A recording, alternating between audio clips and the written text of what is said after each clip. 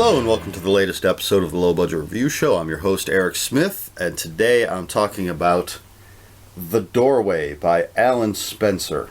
This is from Sam Hain Publishing. Been reading a lot of their stuff lately. So, The Doorway starts out as a pretty typical mystery, I guess. Our main character is Morty Saggs. And at the beginning of the book, he comes home from the bar and discovers that his wife, Glenda, is missing. So, of course, he contacts her friends, calls the police, and it seems like it's simply a missing persons story until weird things start happening. There are these horrible smells, and the door to Morty and Glenda's bedroom starts glowing red, and there are these weird charred marks around the doorway.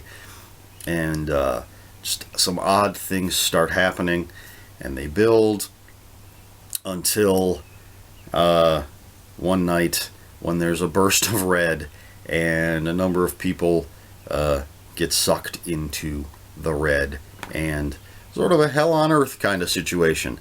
And that's your very basic setup. Of course, I'll get more into the story as I go along here. Now, I'm really torn as far as this book is concerned. So I'm going to start with the good, and that is that I really like the story. It's very interesting. It's very violent and bloody, which I always enjoy. And it has some pretty good characters. Morty is just an average guy. He's 60 or so, works for the post office. He's out drinking with his buddies after work, comes home, and his wife is gone. And, you know, he does the typical things. He checks his voicemail. He sees if she's left a note. He calls her best friend Hannah, who was supposed to have been at the house that night with some other people, just drinking wine and playing games and such. But there's no note. Hannah says everything was fine when she left the house. Glenda's car is still in the driveway. Glenda's clothes, toothbrush, everything. Doesn't look like she packed up and left. She's just gone. So again, Morty, of course, calls the police, and they come, and they're looking around, and they give him the whole, she hasn't been gone long enough for us to really do anything at this point. But they do assign a guy, Detective Larson, who's investigating the crime, or the disappearance, I should say. Morty's daughter, Cheyenne, who's married and has kids of her own, lives about 5 hours away. She comes to help her father out, to help in the search. Cheyenne and Hannah. Hannah, who was Glenda's best friend, they work together as nurses, prints up a bunch of flyers and missing persons posters, and you know, she's posting them up around, and she's handing them out, and they're asking questions, and Cheyenne joins in, and after spending the day talking to Detective Larson, Morty joins in, just handing out the flyers, talking to people, talking to neighbors, trying to find out if anybody knows anything. And and then there's this reporter, Janet, young woman, who kind of accosts Morty outside the police station, and he's all, you know, his head's all messed up. He's freaking out over what's going on, and he mentions to the reporter the weird red glowing door and the charcoal marks.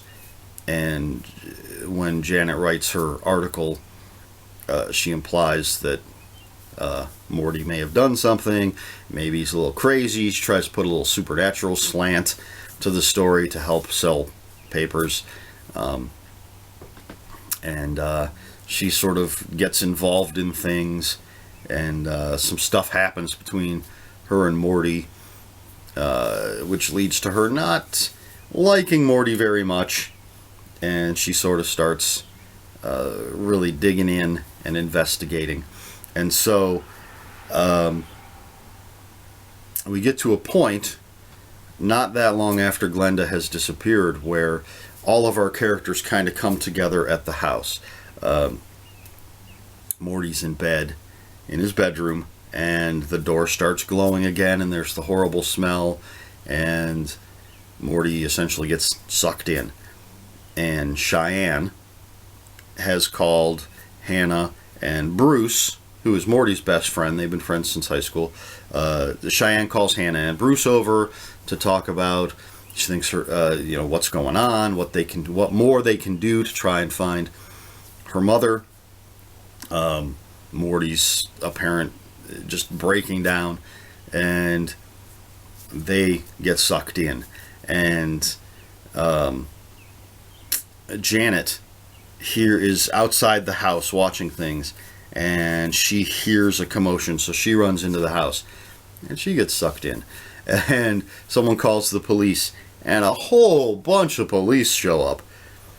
And Detective Larson is there, and he gets lured in, and he gets sucked in, and then a bunch of police get sucked in, and it really, things go off the rails, and it's fascinating. It's really interesting, and we learn that in this house, 10 years ago, more than 10 years ago, was a guy named Ted Lindsay, lived there with his wife Deborah. And Deborah was murdered. And Ted Lindsay went crazy and started the police. Turns out Detective Larson was the head detective on that case, and just had no clues. Could not solve the murder. Ted Lindsay went crazy, started kidnapping, torturing, and murdering people, thinking they knew what happened to his wife, who killed his wife. And essentially, without giving too much away, crazy old Ted Lindsay his spirit, at least, is trapped inside the house. Deborah's spirit is trapped inside the house. All of Ted's victims are trapped, their spirits anyway, are trapped inside the house. And Ted set a trap by kidnapping Glenda into the Red, which is sort of this purgatory. He took Glenda to bring together these people that he thinks have the clues to figuring out who killed his wife. Even though he's been dead for over 10 years, he's still obsessed with who killed his wife. Because they're all he and his wife and all his victims are sort of just trapped in this limbo. Ted, wants to know who would kill his beautiful, innocent wife, and thinks that if he can figure it out, he'll set not only himself, but his wife and everybody else free. He knows he's going to hell, but he believes his wife is going to go to heaven, and he wants her to move on. So this is just the craziness of the story, and I really like it. I like the idea of it. It's very violent and bloody and gory and wild, and I like it a lot. I really, really like this story. So that's the good. The bad is I do not like Alan Spencer's writing style. I find it to be very choppy. Sometimes it seems, or it feels, as if there are words missing or whole sentences missing. There aren't, as far as I can tell. It's not that they are missing, it just has that feel to it because his style is so choppy. At times it's fine, but then just gets to a point where it feels like there's something missing. And there seem to be a lot of contradictions within the story itself. As I said, Morty Sags, it mentions his 60th birthday, so he's at least 60. And it mentions that his daughter is in her 30s. But Morty got Glenda pregnant at the prom when they were both still in high school.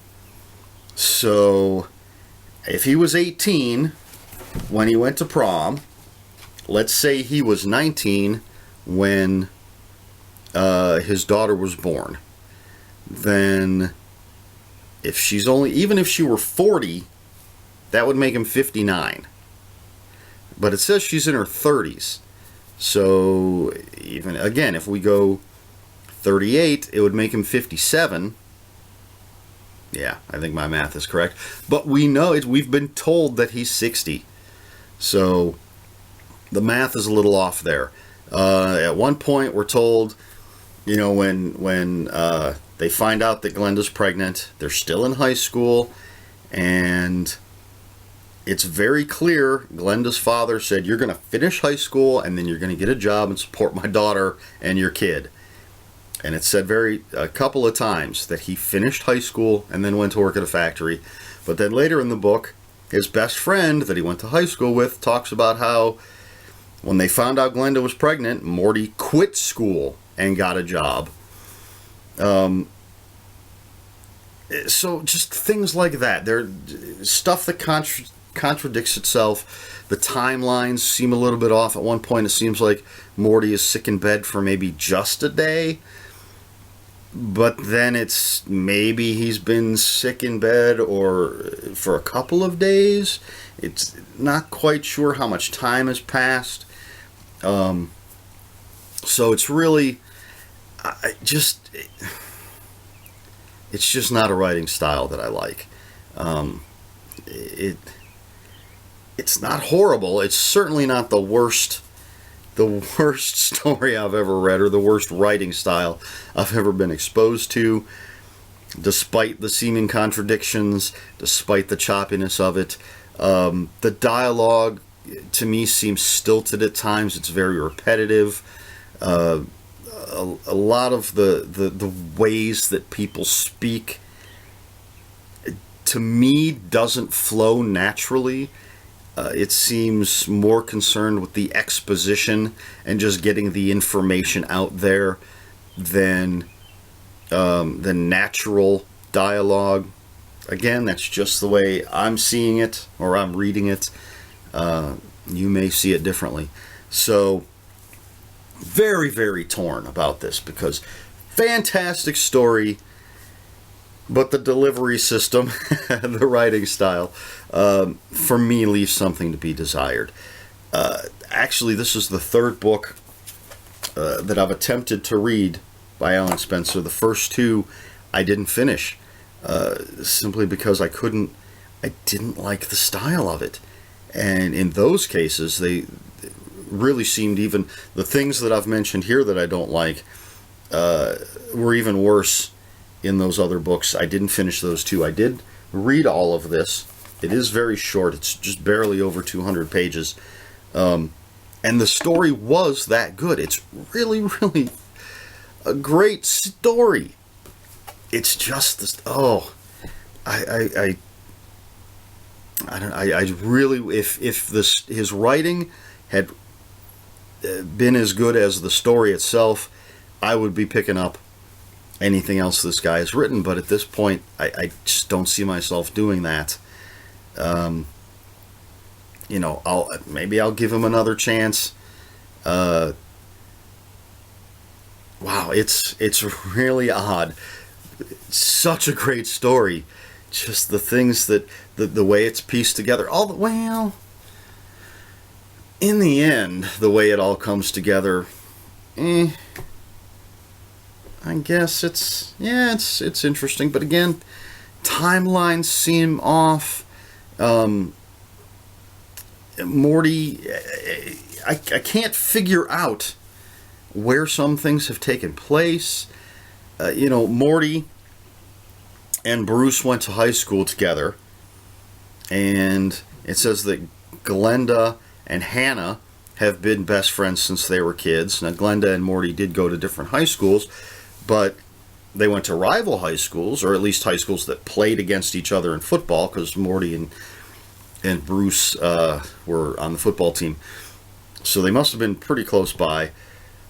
And then again, Morty just finished high school, got a job in a factory, eventually realized that he needed to make some changes and got a job at the post office, quit the factory, got a job at the post office, has been working at the post office ever since. So the impression I got was that the town that this all takes place in is the town where all of these people grew up. Morty and Bruce and Glenda and Hannah. I mean, they're all there now. They were all friends. Well, again, Morty and Bruce were friends in high school. Glenda and Hannah were friends since they were kids. Morty and Glenda met in high school, even though they went to different high schools. They met because of something that happened at a football game. And yet, it says a couple of times that Morty didn't live in this town at the time that Ted Lindsay's wife was killed. But there's no mention of him ever having moved out of town. So did all of these people grow up in a different town? And then they all ended up in this town? I couldn't figure that out. Because, Ted wants to know who killed his wife. And he brings these people over into the Red, and he's torturing them. Because he thinks they know. Maybe one of them did it. Maybe they have some clues as to who did it. And a couple of times it's mentioned that Morty couldn't have done it because he didn't even live in town at the time that it happened. So I'm not really sure, why he didn't live in town when it happened. And how did the others live? Just things like this that bug me. And things, there's a lot of dead people walking around and talking and doing crazy things in this story, which is really cool. But there's a scene where Detective Larson goes down in the basement, and I think it's Hannah's corpse. Hannah is the first of these characters to be tortured and killed. But of course she comes back because we're in this weird place. And so Detective Larson goes down in the basement and he sees Hannah's corpse, and it says her head is missing. And followed by Detective Larson can't make out her features because of all the blood and everything. And alright, first of all, how does she have features if her head is missing? And then maybe a paragraph or two later, it says Hannah lifts her head up, starts picking herself up off the floor, and her head pulls out of the blood. And again, it's a simple thing. Either her head's missing or it's not. Crazy stuff happens. So a simple sentence like her head is back. But to jump from her head is missing to she's picking herself up off the floor and her head is on again, it's jarring. And again, this is what I mean when I say it feels like there's something missing. And I don't know, it's sometimes it feels like the author's trying to be clever, a little too clever. And there's a point where someone's throat has been slit through the femoral artery. And I'm pretty sure the femoral artery is not in your throat. It's in your leg. I even double checked. I looked at some anatomy stuff just to make sure I wasn't wrong, and I could not find any reference to the femoral artery being all the way up in your neck. So, man, it's tough. It's a tough review. Great story. Not happy with the writing. So, I don't want to just keep going on and on and on and harping about this, so I'll give you my rating. It was a tough one. From what I've said, it might seem a little high to some people. What I did was I gave it 3 out of 5 glowing red doors. See the red light emanating out of the doors there. I thought about going 2.5, but I like the story that much that I gave it 3 despite what I feel is weak writing. Man, if the writing style had just been a bit better, a bit more smooth, a bit stronger, I really would have been blown away by this story, or by the book, because I was blown away by the story. Again, great story, poor delivery system. So there you have it. That's my rather long, possibly rambling review of The Doorway by Alan Spencer. So I mean, I can't really say I recommend it.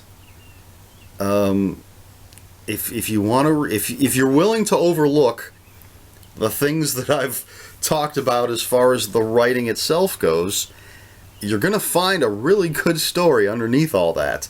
So I will, as always, have links for the book in the description below. I'll have one for Amazon. I'll have one for Sam Hain. You know what? And I, at this point, I don't think this comes out until August. I believe I'm ahead of the curve on this one. So you can pre-order it using the links that I have below. You know, maybe check out some other reviews, see what some other people have to say about it. Or you can just trust me. Great story, poor writing. If you have any comments, questions, or corrections, please put them in the comments below. Comments are open for spoilers. Just post a spoiler warning. This is something I really would like to talk about, especially if someone else has read this. I want to hear your thoughts on it. Because I'm just, you know, maybe it's me. Maybe I'm just looking at things wrong. But I have to be honest and share what I think. And but I'd love to discuss it. So please, that's what the comments below are for. Please like, share, and subscribe. And I guess that's it for this episode of the Low Budget Review Show. I'm Eric Smith. Until next time, read more books.